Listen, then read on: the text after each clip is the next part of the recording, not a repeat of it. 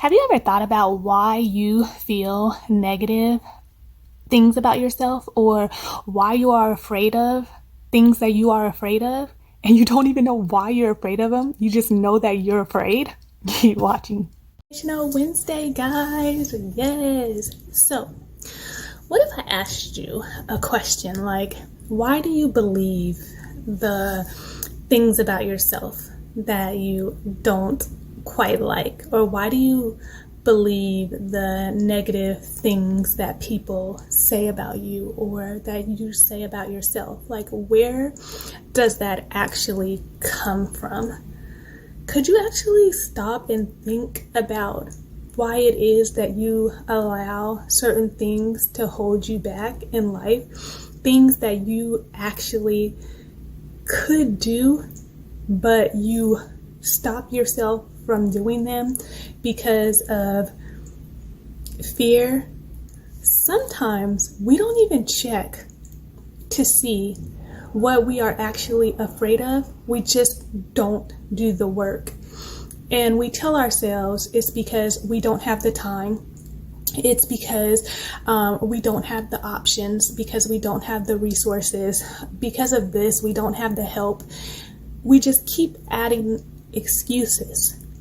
But then when you actually stop and look at those things, you will notice that what they are excuses.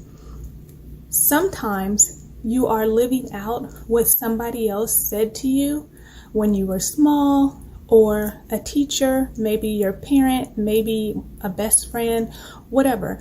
Sometimes you actually are living out what they said without even thinking about it.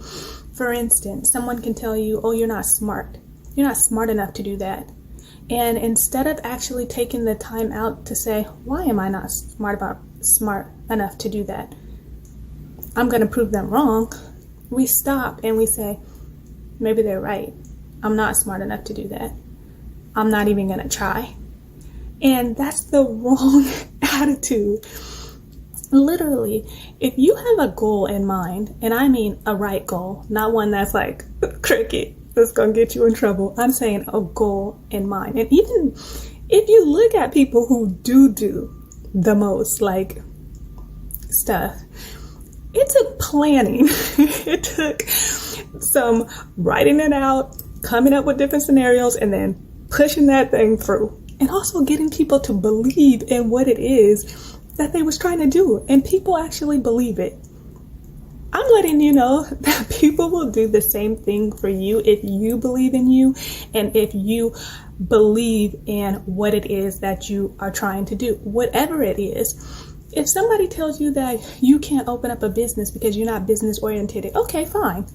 I have the vision. I have what I want. I know the know-how.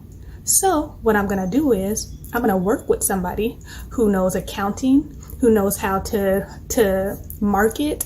And these things, guys, people will work with you. If you help them in one area, they'll help you in another area. So you may not have the money, but you might have a great idea and the resources that somebody else may need, and they'll switch off with you so that you both can come up. And it's just you limiting your thinking and limiting the steps and not taking the time to stop and say, you know what? This is why I actually do the things that I do, and I can change this. You don't have to stay stuck.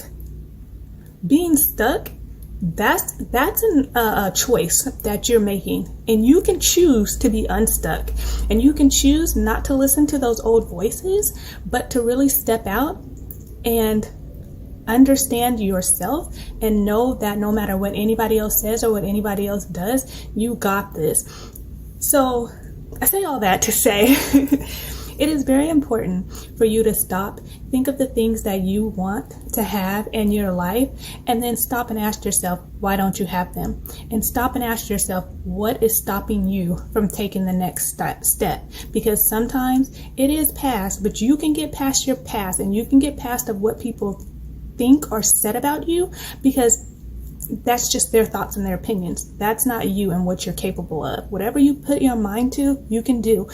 there's lots of resources out there that you can look up, assistant programs, whatever. But believe me, if you put your mind to it, you can do it. So I hope you guys have a wonderful week, and I will see you next time. Bye.